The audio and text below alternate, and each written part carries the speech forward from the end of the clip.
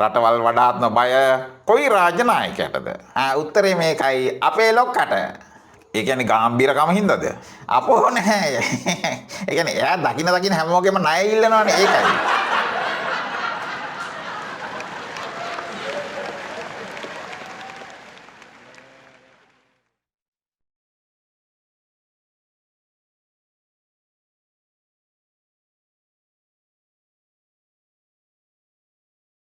හොඳයි යාළුවනේ. අද ඔබ එක්වන්නේ මොකද්ද කොටකොට ප්‍රෝග්‍රෑම් එකේ නම?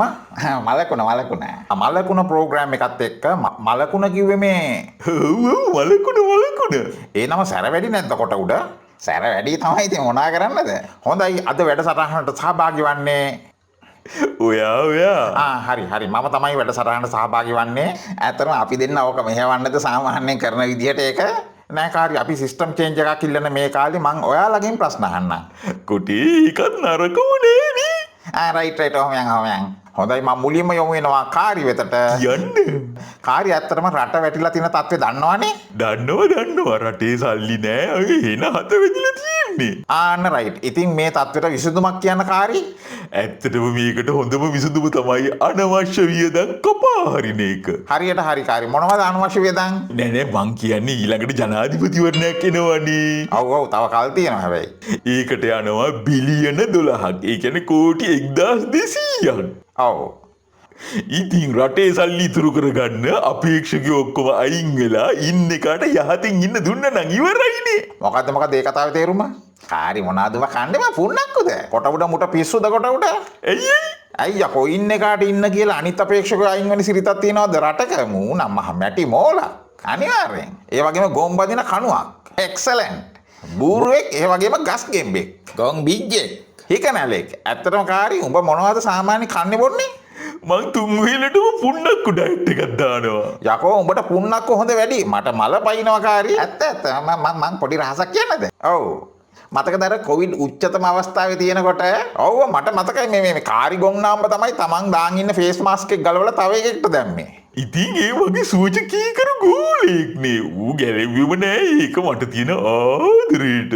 කොට උඩ ඇත්තටම මේ කාර්ය වගේම ඇති මුගේ ගෝලියොත්. උනුත් පුන්නක්කුද බං කන්නේ? මං කාලා ඉතුරු වෙන පුන්නක්කු උන් තමයි කන්නේ. හොඳයි දැන් මං යමු වෙනවා අපේ කොට උඩ දෙසට. ඒ කියන්නේ දැන් ඔය අපෙන් ප්‍රශ්න අහනනේ. හරි. මේකයි ප්‍රශ්නේ. ලෝකේ රටවල් වඩාත්ම බය කොයි රාජ්‍ය නායකයටද? රටවල් වඩාත්ම බය කොයි රාජ්‍ය නායකයටද? උත්තරේ මේකයි අපේ ලොක්කට. ඒ කියන්නේ ගාම්භීරකම හින්දාද? අපෝ නැහැ. ඒ කියන්නේ එයා දකින්න හැමෝගෙම ණය ඉල්ලනවනේ ඒකයි. නෑ ඒකට hina වෙන්න එපා කොට උඩ. ණය ඉල්ලන එකත් හැමෝටම කරන්න බෑනේ. ඔව් ඉතින් ඒකටත් ආත්ම කරුත්වයක් තියෙන්න ඕනේ. ණය ඉල්ලන්න අනිවාර්යෙන්. කොට උඩ කොයි මිනිස්සයටද පුළුවන් ටයි කෝට් ඇඳගෙන ඉංග්‍රීසි කතා කර දකින්න එකාගෙන් සර් කීයක් හරි දෙන්න කියලා ඉල්ලන්න.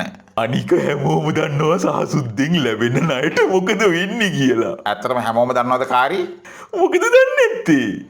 ඉතින් ලැබෙන ණයට මොනවද වෙන්නේ? මොනවාද ඉතින් ලෝකෙ වටේ සවාරි ගහන්නේ මිලියන කීයක් යනවද? සවාරි ගහන්නේ කාත් එක්කද?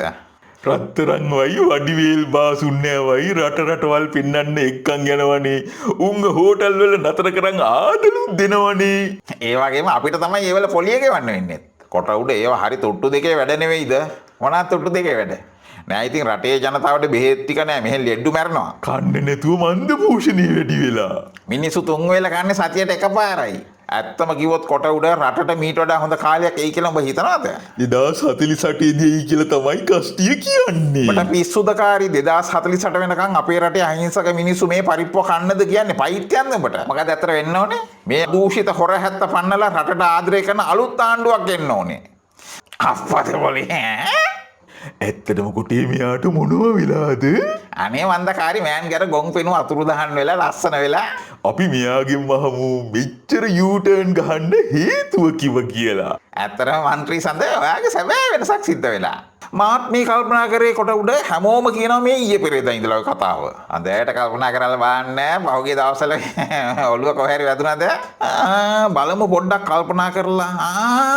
ඇත්තටම මේ එක්තරා දෙයක් සිද්ධ වුණා මේ ඊයේ පෙරේදා. ඒ මොකද්ද? ඉතා ටිකක් රෑ වෙලා තමයි මං නිින්දට ගියේ. නිින්ද යාගෙන එනකොට මම කොහෙද ඉන්නේ? අයියෝ උබත් ආවද? ලයික් දාන්න, ෂෙයා කරන්න.